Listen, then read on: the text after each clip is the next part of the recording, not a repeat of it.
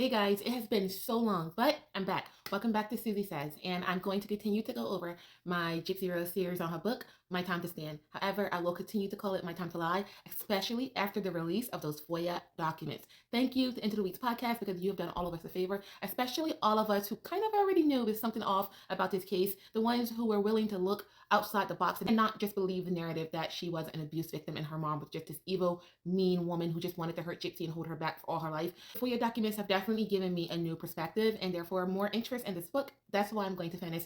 The last video was about maybe a year ago and I stopped on chapter 11. So I'm going to start with chapter 12, 13, and 14. I might skip chapter 12 because it's just about her medical records and we don't need to hear her spin the narrative anymore. In fact, I'm just going to start with 13, 14, possibly 15. We'll see. Anyway, thank you for watching. Thank you for coming back. Let's get started.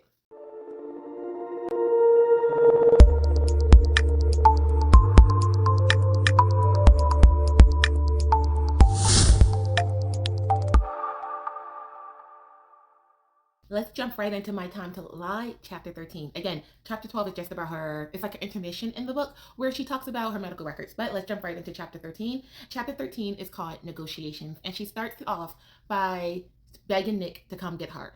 Now that we have the FOIA documents, we know there was a lot going on and maybe a reason for why she was begging Nick to come get her so desperately. We now know that the mom was searching up shelters in a location and possibly even visited a shelter. She and Gypsy's relationship had kind of got to the point where Gypsy had to go.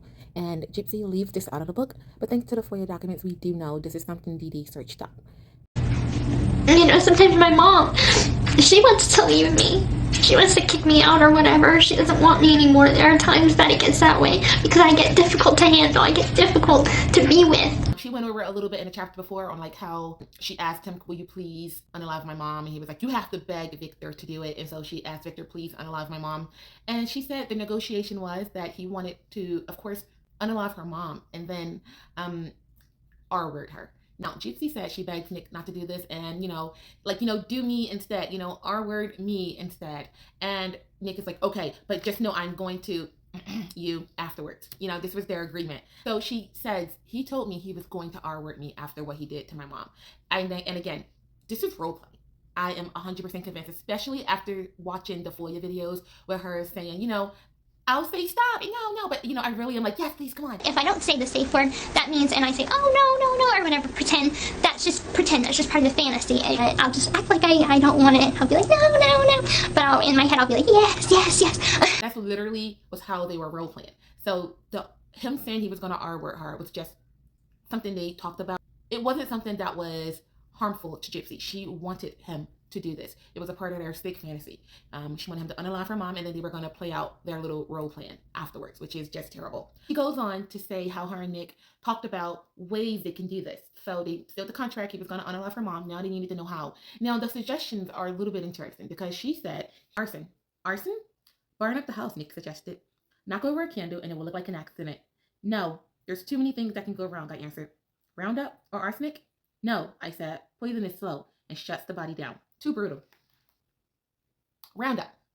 Nick suggested Roundup. I find that so weird because didn't one of Dee Dee's relatives say that Gypsy told them when they was younger, Dee Dee was putting Roundup in Claude's new wife's food or something? One day, my grandfather and Gypsy were hanging out, and Gypsy sees the Roundup in the corner, and she tells my grandfather, oh, that's the vitamins that Mom gives to grandmother Laura May. Gypsy told me when I'd go working, Dee Dee would cook and put Roundup in Laura's food. Roundup kills grasses, but if you take enough, it'll kill you. It'll eat up all your stomach. Is Roundup this common? I've never heard of this way of taking somebody out, Roundup. I don't believe Nick suggested that. I just think it's so weird that she even, why would Nick suggest that? Did Gypsy tell him something about Roundup before? I found that very interesting. Not that it means anything, just very interesting because Roundup is not a common way. At least I'm from the city. I don't know. You correct me. Someone tell me, please, in the comments. Is Roundup this common? It's just a common way to take somebody out because it is painful. I can't even imagine giving somebody that. But yeah, Nick suggested Roundup. Do we believe Gypsy? Or what? There's one part in the book where it reads this. He could have called the cops. I could have called the cops. He could have told his mother what was going on, but neither of us did. The only thing that ran through my head was my life was at stake. I had already tried to run away from home twice. She found me, brought me back, and made it worse for me. She had paperwork saying I was mentally incompetent. So I thought she'd just tell the cop the same thing if I dialed 911. The police will probably just bring me back to her. DFS had already made their visit, never to return. She told me my entire family consisted of shitheads and that my father was abusive to his new kids. Now, let's just talk about this. She constantly talks about how Nick should have been smarter. Nick should have been more wiser. He should have been able to tell her, hey, just go to the police. But then she turns right back around and say this is why she didn't want to go to the police, because her mom had papers saying she was not, I guess, competent, and that, they were just going to bring her back like they did before. And also the part about her family. Now that we have the Foia documents, we know she's been in contact with her family. They were talking on Facebook. Also, please note the dates on all of these messages. These are all from the 2015 year. This is from their joint Facebook account that both Dee Dee and Gypsy had the login for. So she cannot say she could not reach out for help. She makes it sound like she was just so isolated from everybody. And she wasn't. She wasn't. So blaming Nick for something you should have done, like, I don't like that. She even went on to say in one part, with hindsight, I wish Nick had been someone different. A different man, perhaps, who would have stopped me in my tracks and told me it was going to be okay. And that he helped me find my dad. And find my dad? You had your dad. You could talk to him. She plays this narrative the whole time that she had no way of getting in touch with her family outside of her mother. Moving on. There's even one part where she goes, maybe this wouldn't have happened if I was with Dan. Maybe this wouldn't have happened if my mom allowed me one phone a friend. Now, Gypsy, you had a phone. Your mom knew you had a phone. And just look at this clip right here. On a phone, a computer, a laptop, or what? On he has a computer, but my little, I guess you could say phone, but usually I just use it to get Wi-Fi and play video games or something on. So that's the phone that you type that on? Mm-hmm. Okay. And so I do,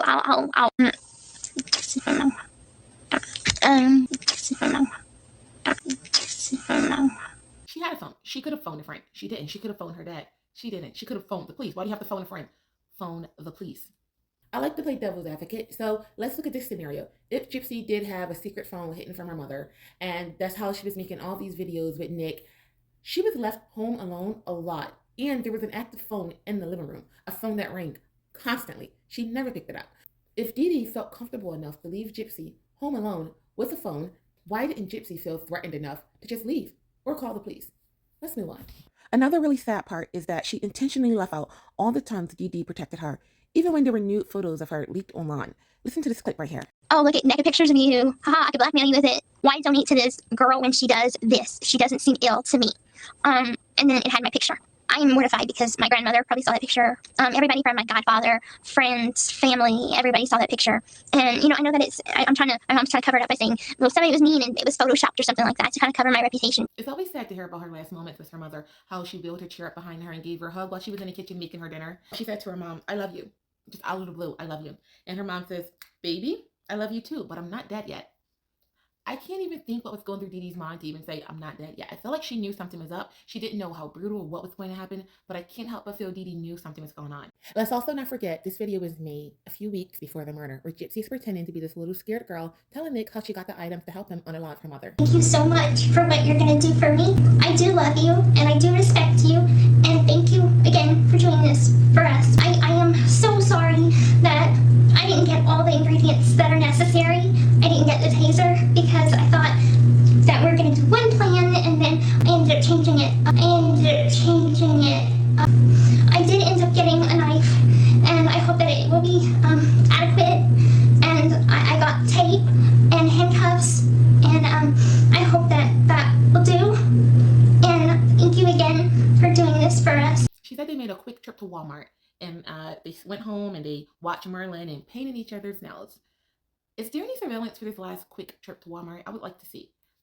Just because how do you behave knowing you're about to have the person you love the most unalived? Like, how do you even just casually go to Walmart with them? Like, yeah, we're going to go to Walmart and paint our nails. Like, you're really cool. You were cool, especially if you love this person, because how could you even hide your tears? This must have been something she wanted done very badly, because maybe I just don't have a poker face, but I would have been very emotional. She wasn't. So we all know about what happened once Nick got there. She said she noticed her mom was falling asleep. She texted Nick to come on over, time to go. We're going to do this. And he came over. She handed him the gloves, the knife, to all that stuff that was needed to do what they were going to do. She said she never got out of her wheelchair. She wheelchaired herself over to the door, opened it up, and she then wheelchaired herself to the bathroom because Nick commanded her to do that. She stated that she heard her mom say some things. She said her mom sounded startled, and she was like, who are you? She heard her mom say stop. She heard her mom say enough, enough, enough, and Gypsy. She heard her mom say her name. That is just so sad. Listening to your mom say, please stop, enough, enough. I wonder if Dee Dee even recognized who it was. I wonder what was Dee Dee's thoughts in that moment, knowing this man is literally going to like hurt me for my daughter. And I feel like Dee Dee everything probably clicked all at once in that moment. This is why Gypsy hugged me. She was going to do this stuff. The feeling of betrayal, the fact that she said enough and not just like, I don't know. It seems like she was pleading, bargaining. Enough sounds like something you say when you're bargaining. Okay, enough.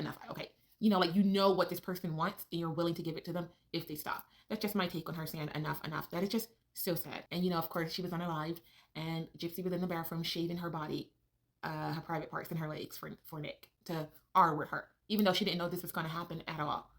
She also reiterates that she didn't know how brutal the unaliving was. And again, I don't believe this because as stated before, she was the one who made the Facebook post that says I slashed, that indicates a slashing motion, she was the one who made that Facebook post and I slashed, I'm not going to call Dee Dee what they called her, but this one right here, she made that post. She's adamant that she didn't know about the slash to the back of the neck until the trial. I don't believe it because also Dee Dee was covered up with blankets. She says she didn't go in the room. She didn't look in there. She noticed there was a pile of blankets on the bed, but she never went in that room. Like, come on, girl. We know you went in there. Your own wording tells us that you're lying. You wrote I slashed. And then you go, I didn't know she was slashed in the back of the neck. You said slashed. Just remember that. Let's also not forget that Nick stated he did not go back in the room or cover up her body. Did you ever pull the blanket down to make sure she was dead? No. Okay, did you ever move the blankets or do anything to the blankets that were on her body? No. Okay. Did you didn't cover her back up or take any covers off of her or anything like that? No. Okay.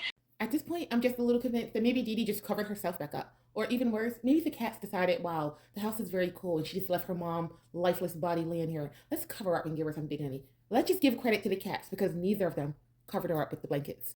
And then she talks about how, of course, Nick told her to take all the toys off of her bed, all the stuffed animals off of her bed, and that they were going to do it. He was going to R-word her. Again, this is a fantasy. I don't care about what she says, how many times she said stop, because we also have this video. To be honest, I don't really think of it as rape, because in my heart I'll be consenting, but I'll just act like I don't want it. I'll be like, no. But in my head I'll be like, yes. But that's the way it should be, because it is tradition. Again, that was part of their fantasy. And she even kind of hints to that. Stop, I begged Nick. But he didn't. He just continued to choke me, one hand on my throat and one hand holding down my wrist above my head. I don't know what I was thinking when I agreed to let Nick R-word me, but I know I didn't believe it was going to be a real R-word. I thought at worst, Nick would just pronounce aloud over and over that he was R-wording me or something like that, like dirty talk or kink. But I was feeling pressure and sharp pains, like he was trying to stuff himself inside of me, just like he tried to do at the movie theater. I kept saying stop, which, looking back, I realized was only playing into his R-word fantasy. She set him up. She really did, because now she can always say, I yelled, stop, and say that it was an R-word. But in trial, she said, it was consensual, because we all know it was. That was just another one of her lies. Let's continue. She also says that there was no moment that Nick finished. I'm trying to be polite here. She said Nick didn't finish, but I'm going to just show you these pictures because if Nick didn't, somebody did, okay? Somebody did. Moving on. She states that afterwards, Nick picked out her clothes. He took some clothes and put them in a suitcase and zipped it up. And she said she proceeded to take down pictures in the house that she wanted to make it seem as though she didn't live there. And I don't understand how that even makes sense. I really don't. Because her whole family knew she lived there. Like, she was really popular in that area. She was a local celebrity. How was no one going to know she didn't live there? They had a whole Facebook page together. Some of it just doesn't make any sense. Like, she was not mentally there. I don't think she still is. But taking down pictures don't mean people can forget. She took money. She even says that in the book, that she took money. I believe she didn't say a lot of the safe, but she took money. And I believe the most logical spot that would be is in the safe that's in Dee Dee's room. But she didn't go in there. Backpack. Okay, so all the money's in her backpack. Yep. And where did you guys get that money at from the house? It was in a dresser drawer, Okay. and it was in a pouch. In a pouch in the dresser drawer? Yeah. Was the dresser drawer in Dee's room or Gypsy's room? Dee's room. Dee's room. And is it in a dresser that has a lot of drawers, or one drawer or two drawers? One drawer. Okay, so the dresser has one drawer? Yep. Okay, and where is that located at in the bedroom? If I remember, when you walk into the bedroom, it should be right on your right side. Okay. Yeah, it should be right in front of you. Okay, there was a safe in Dee's room, wasn't there? I believe there was, but it seemed like somehow most of the money Gypsy got out of the safe or something, because she had a lot of money. Okay. She didn't go in there. That ends chapter 13 and 14. Chapter 15 is called The Hideout from Hell. And she starts it saying her and Nick got a room at the Days Inn in Springfield. And, they went to Waffle House, she ate some food, got sick. because of her lactose intolerance. You know, and she also said because she wasn't used to eating food. She also talked about that embarrassing video, the brownie video. Hi, honey. I'm filming it.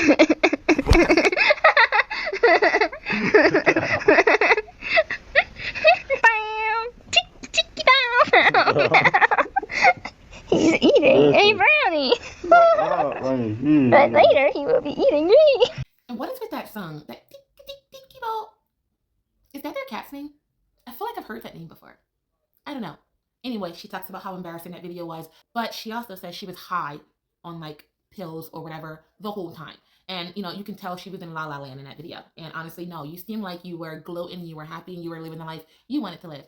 She continues to say that when she and Nick got to Nick's house, they just kind of sheltered up in his room for 2 days, and the room was disgusting. She states that he wanted her to be naked at all times, and that he didn't even want to like do it with her. He just wanted her to be naked all the time.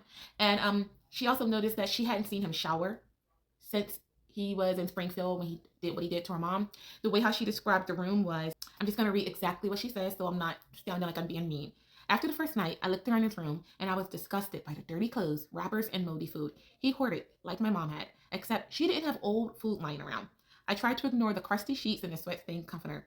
When I asked him to use a shower, I remember thinking I hadn't seen him shower since the moment he arrived at my mother's house. Not once in the hotel and not once when we got to his room. This is her creating a reason as to why she suddenly decided, let me throw him in jail. You know, which again, he should be in jail. I'm never going to be somebody who say Nick should not be in jail. He absolutely should. However, she's turning him in as if she's just going to get away clean, scot-free. Like, he did this, now I'm going to leave this lifestyle because I don't want to be in this dirty room with this immature boy with the wrestling comforter. She also talks about how immature he was. She just pretty much explains this is why she made that post on Facebook. While Nick and I quarantined to his room, my mind wandered. We didn't have a plan for the aftermath. What if nobody found her body? What if the police never wrote anything in a notepad and she just decomposed, or worse, our hungry cats feast on her? Frantic, it became urgent for me to figure out a way to get somebody to go over to the house, to find her, to bury her, like she said she had wanted once she passed. This is her creating a reason because she had already taken down the pictures. She turned the air conditioner down. She was just going to let her mom sit there. Her now suddenly having a change of heart after seeing Nick's surroundings and how immature he actually is. I guess she thought he was pretending that he was had a low IQ. Maybe she thought he was just pretending because he definitely did. He definitely did. He had the mind of like a 15-year-old. However, she made that post on Facebook just so he can get caught. I don't know what she thought was going to happen to her, but she for sure wanted him to get caught. Also noticed they had conflicting stories when it came to the interrogation. Nick seemed to be completely oblivious to the post, and Gypsy claims that she asked him to upload it. So that's the phone that you typed that on? Okay. And he knew about it, and I asked him if I could have permission to please, I need them to find my mom, and so she could have a proper burial. Okay. And, Okay. Did you know she made those posts before she made them? She kind of surprised me with it. Okay, and how did that happen? She showed me it just after she posted it. I'm like, what the heck? She kind of freaked me out. Okay. Did you actually look at it with your eyes, the posts? I didn't get to see the posters. That's the thing. That's the reason why I can't remember it that well. Okay, she just told you about them. Yeah. I'm going to stop right there. I'll finish more in my next video because I don't want to make this video too long. But thank you so much for watching. Please give me a like, follow, subscribe. This is What Susie Says. What do you say? I do want to hear your feedback. It means a lot to me. Thank you so much. Bye.